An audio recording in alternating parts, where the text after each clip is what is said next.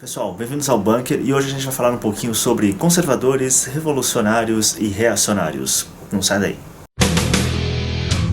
Bom, para fazer essa reflexão, a minha principal fonte foi o livro do João Pereira Coutinho, As Ideias Conservadoras, que eu recomendo para todo mundo aí ler, porque esse vídeo aqui é só uma pequena reflexão, um pequeno resumo mesmo das ideias que estão contidas naquele livro e outros livros também, mas esse é o essencial. E o que eu entendo como conservador? O conservador é aquele que vai compreender que a sociedade em que ele nasce, ela carrega em si mesma valores, ideias, sentimentos, instituições, crenças e até mesmo uma gramática com a qual nós, vejam vocês, conseguimos nos comunicar. Então, o conservador é aquele que quer preservar essa sociedade, ele tem um sentimento amoroso por essa sociedade porque ele entende que é ela que nutre a sua própria formação, a sua própria identidade. E tudo isso termina sendo aquilo que nos acolhe, aquilo que nos protege de forma quase invisível. Muitas vezes a gente nem percebe que nós herdamos tudo isso de graça. Ecoando João Pereira Coutinho e outros pensadores conservadores, o conservador é aquele que vai realmente querer proteger essa sociedade, que vai querer proteger esses arranjos e preservar essa herança. Mas o conservador, na sua busca por ordenamento, ele não enxerga a sociedade e não enxerga a cultura como uma coisa estanque, como uma coisa paralisada que fica presa num museu. Ele entende que há momentos em que é necessário que a sociedade melhore, que a sociedade avance, que a sociedade descubra novos arranjos, melhor dizendo.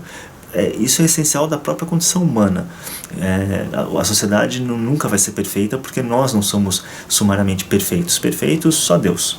Isso vai muito de encontro ao que dizia o Mark Twain, que nós não devemos sair de uma experiência somente com a sabedoria contida nela, porque senão nós seríamos como um gato que pisou numa chapa quente de fogão e ele nunca mais vai pisar nessa chapa novamente, mas ele também nunca mais vai pisar numa chapa fria.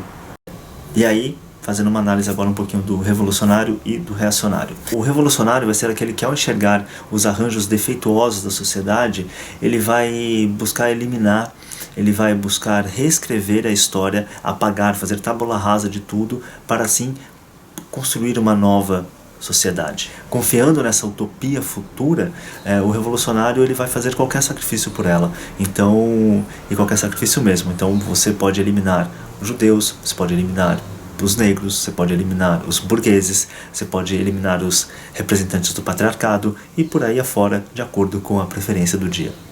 Já o reacionário é aquele que não consegue compreender as contingências de uma sociedade e vai enxergar no passado a sua utopia redentora. Então, romantizar o passado é fundamental para o reacionário, assim como negar o presente, e especialmente negar aqueles que, para ele, são responsáveis pela conspurcação da sociedade, pela conspurcação da sociedade pura que ele imagina algum dia ter existido. O passado, para o reacionário, é uma era de ouro perdida, ou ainda aguardando uma renascença ou um novo ciclo. E eu diria que existem dois pontos de intersecção entre revolucionários e reacionários. O primeiro deles é a propensão para a ação, a necessidade urgente de agir na sociedade, de corrigir os erros da sociedade, de remodelar o que for necessário ou desnecessário até, e impondo à sociedade a visão, a ideia de mundo que eles têm, a ideia de que, olha, na minha cabeça o meu modo ideológico de pensar é como a sociedade vai funcionar de forma perfeita, então vou implementar ele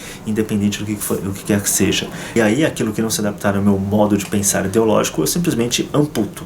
E o outro ponto em comum entre revolucionários e reacionários é a suspensão dos sentimentos naturais. E o que são esses sentimentos naturais? Esta é uma expressão que o Edmund Burke usa para analisar a Revolução Francesa, e ele quer dizer com isso que os sentimentos naturais são aqueles que todos temos em comum, isto é, que é uma aversão à violência, uma aversão à crueldade.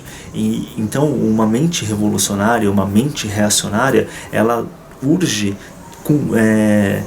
abafar essa voz interior que todos nós temos, esses sentimentos interiores que todos nós temos. E isso é muito comum, você pode reparar quando o discurso de um reacionário, de um revolucionário, começa a usar expressões como exterminar, eliminar, purificar.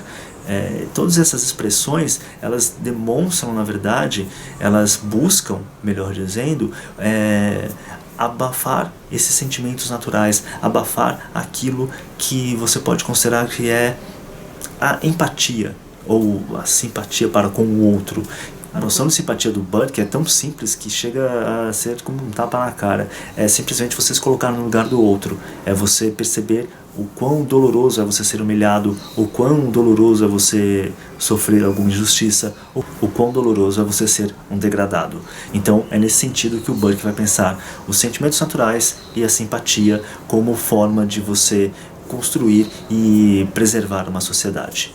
E uma coisa importante, tá, pessoal? Este vídeo é só uma pequena reflexão mesmo. Isso aqui não encobre nem 1/10 de toda a discussão que você encontra na literatura filosófica, na literatura política sobre conservadorismo, sobre ideologias revolucionárias ou ideologias reacionárias. Então, o que eu recomendo mesmo é que vocês inspirem-se e leiam muita coisa, e leiam muito para poder entender realmente o que são estas ideias, o que são estas posições diante do mundo. Porque não adianta nada, gente. Não vai ser com textão de Facebook, não vai ser com videozinho no YouTube, não vai ser com nada disso que vamos aprender a ser um pouco melhores. É através desta reflexão que está nos livros, que está aí, que está colocada na sociedade, que nós temos à nossa disposição. Hoje em dia sai muito livro sobre esses assuntos por aqui. Você encontra também na internet um monte de texto bom sobre isso, mas não se apequenem, tá? Não se apequenem a um pequeno vídeo e sair repetindo o que eu estou falando por aqui, ou qualquer outra pessoa fale, do tipo, saiam com um papagaio repetindo isso. Não. Se vocês querem pensar realmente o conservadorismo, e mais, se vocês querem se assumir como conservadores diante da sociedade, é preciso, antes de mais nada, uma autorreflexão sincera sobre quem somos no mundo.